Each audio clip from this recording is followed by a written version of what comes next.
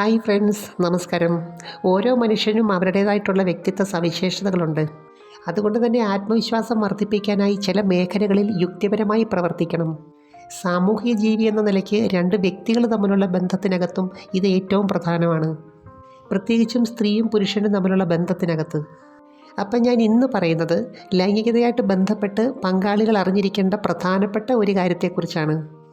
ഇതിനകത്ത് ഓരോ ഘട്ടങ്ങളുണ്ട്, അതിനെക്കുറിച്ച് നമുക്കൊന്ന് നോക്കിയാലോ. യഥാർത്ഥത്തിൽ പങ്കാളികളെ തമ്മിൽ വൈകാരികപരമായിട്ട് ഏറ്റവും കൂടുതൽ അടുപ്പിക്കുന്ന ഒരു കാര്യമാണല്ലോ ഇത്.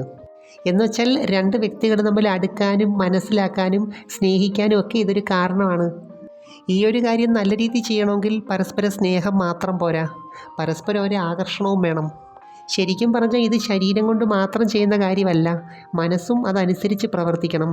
തന്നെയല്ല, ഇതിനകത്ത് രണ്ടു പേർക്കും ഒരുപോലെ സംതൃപ്തി വേണമെന്നുണ്ടെങ്കിൽ അതിന് ചെയ്യേണ്ടതായിട്ടുള്ള ചില രീതികളുണ്ട്. അങ്ങനെ ചിന്തിക്കുകയാണെങ്കിൽ ഇതിന് പ്രധാനമായിട്ട് 3 സ്റ്റേജസ് ഉണ്ട് കേട്ടോ. അതിനകത്ത് ഏറ്റവും പ്രധാനപ്പെട്ട കാര്യമാണ് ഫോർപ്ലേ. ഇത് ഓരോരുത്തരുടെ സാഹചര്യത്തിനും കഴിവിനുമൊക്കെ അനുസരിച്ച് വ്യത്യസ്തമായ രീതിയിലാണ് ചെയ്യുന്നത്. സ്ത്രീകളെ സംബന്ധിച്ച് ഏറ്റവും പ്രധാനപ്പെട്ട ഒരു സ്റ്റേജായത് കേട്ടോ, കാരണം ഇതുവഴിയാണ് അവർ ഈ മൂഡിലേക്ക് വരുന്നത് തന്നെ.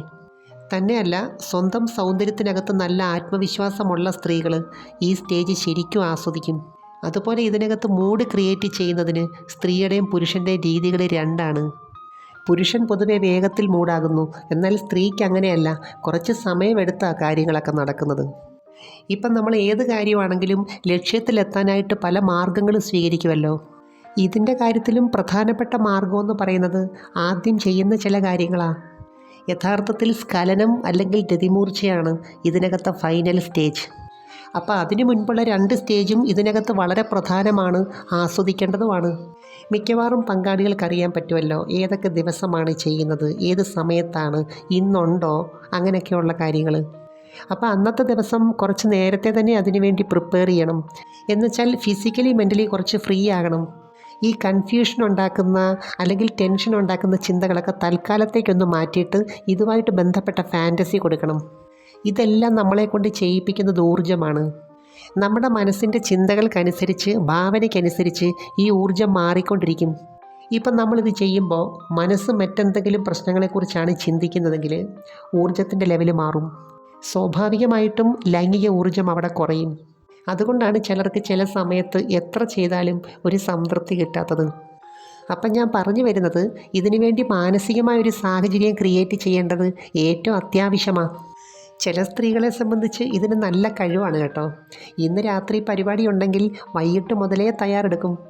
അതുപോലെ ഏറ്റവും അടുത്ത കൂട്ടുകാരോട് സംസാരിക്കുമ്പോൾ ഇതുമായിട്ട് ബന്ധപ്പെട്ട കാര്യങ്ങൾ, വാർത്തകൾ ഒക്കെ കൂടുതലായിട്ട് പറയും.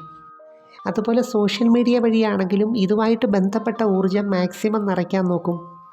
ചെയ്യുന്ന സമയത്ത് ഇതൊക്കെ നന്നായിട്ട് പ്രയോജനപ്പെടും, പെട്ടെന്ന് ആ മൂഡിലേക്ക് പോകാൻ പറ്റും. അതുപോലെ ഇതിനകത്ത് നല്ല കൺട്രോളുള്ള പുരുഷന്മാരുണ്ട്.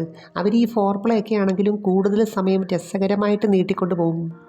ശരിക്കും പറഞ്ഞാൽ 2ാം ഘട്ടത്തിലോട്ട് കടക്കുമ്പോൾ എക്സ്പീരിയൻസ് ഉള്ള പുരുഷനാണെങ്കിൽ അവർക്ക് സെൻസ് ചെയ്യാൻ പറ്റും. ശരീരം ചൂടാവും, പ്രഷർ കുറച്ചു കൂടും, പിന്നെ കണ്ണിൻ്റെയും ഫേസിൻ്റെയൊക്കെ എക്സ്പ്രഷൻ മാറും. ചിലർക്കാണെങ്കിൽ ചില പ്രത്യേക സംസാരം, ശബ്ദം ഒക്കെ ഉണ്ട്.